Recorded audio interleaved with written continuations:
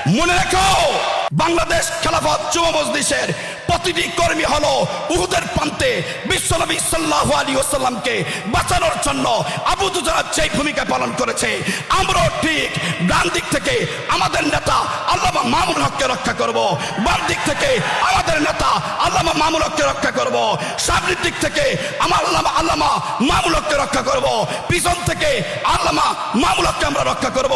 সেই আবু দুজানা হওয়ার জন্য কারা কারা তৈরি আছে রাজি করুন।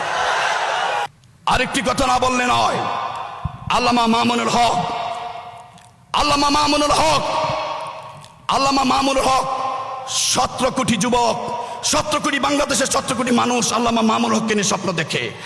লক্ষ কোটি যুবকের প্রতিধ্বনি হলো আল্লামা মামুনুল হক।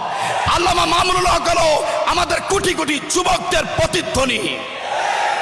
তারা চিন্তা করে দেখেছে, যদি আল্লামা মামুনুল হকের কণ্ঠকে স্তব্ধ করে দেওয়া যায় তাহলে হেফাজতকে স্তব্ধ করা যাবে।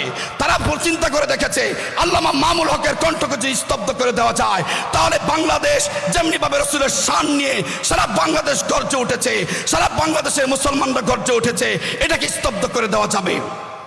আমি বলতে চাই, বাংলাদেশ খেলাফত যুব মজলিসের প্রতিটা কর্মী আবু দুজানা। মনে রেখো,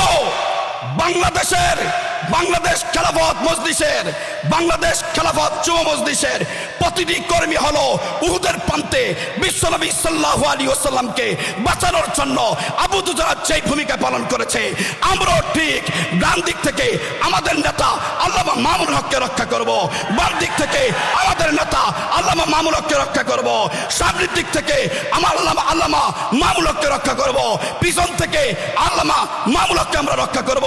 সেই আবু দুজানা হওয়ার জন্য কারা কারা তৈরি আছে রাজি করুন। এই বলে আমি আমার বক্তব্য শেষ করছি।